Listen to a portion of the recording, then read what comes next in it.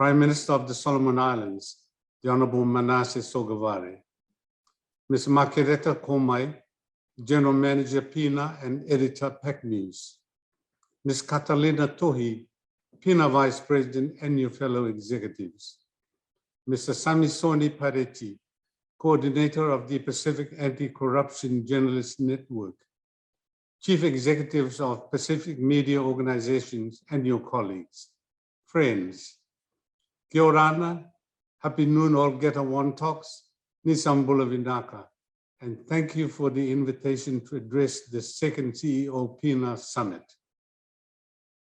From the Forum Secretariat in Suva to your special hybrid session in Tavanipupu, Solomon Islands, to your regional PINA Secretariat and trainers in Suva, Fiji, and across all corners of the Pacific, I trust that this finds you all safe and vaccinated. If not now, then soon. May I also express condolences to those who have lost colleagues, family, and friends to the pandemic and its devastating impact on us all. As the Secretary General of the Pacific Islands Forum, I am aware this is the first opportunity for your Pacific CEO Summit, the grouping of Pacific media leaders, to hear from the Secretariat for our Pacific Forum leaders. Let me affirm the important partnership role your news organizations play, especially as one regional media body through PINA. And noticing this is our 50th anniversary year for the Pacific Islands Forum, may I also congratulate the Pacific Island News Association and partners for this activity. The Secretariat stands ready to continue our work together as we both serve the interests of our Pacific people, especially through these disruptive and defining times. I will honor this occasion and the fact you are news leaders by getting to the first rule of your industry, to keep it short and sweet, and sharing just 3 key points for your consideration. First, reporting integrity and anti-corruption is a long, long game. In February 2020, as the former Prime Minister of the Cook Islands, I was pleased to be in Kiribati with forum leaders and ministers to endorse a new regional commitment against corruption called the Teieniwa Vision. There are threads of the Teieniwa Vision through other regional commitments. Think of the Bikatawa Declaration, also from Kiribati, and the principles it contains for good governance. The Boe Declaration on Regional Security from Nauru in 2018 reinforces the need to ensure good governance and rule of law under an expanded concept of security. At their forum retreat in February this year, leaders decided it was time to pull those threads together and give them regional power. They endorsed the adoption of the Teieniwa Vision as the forum's regional commitment to progress Pacific unity against corruption. As executive leaders of our regional Pacific media, you are well aware that the moment where the signatures are done and leaders walk away is the point at which the real work begins. And anti-corruption work can be painstakingly slow, requiring collaboration from parts of our societies that may not necessarily want to work together. But those of you who started your news business from inside a newsroom are already nodding or smiling. Being an anti-corruption partner is a long game.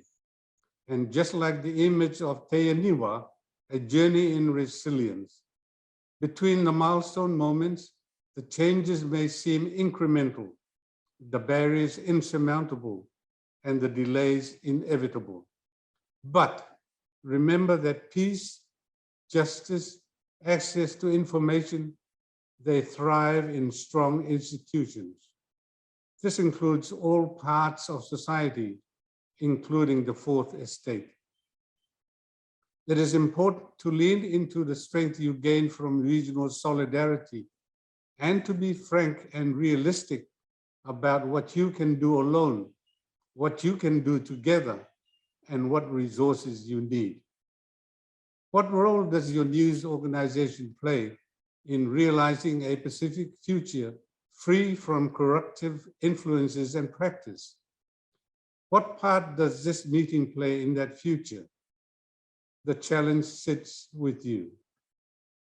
Second, reporting integrity and anti-corruption begins within. Your news organizations, or those you pay to run them, may be well known for their public service value and independent coverage.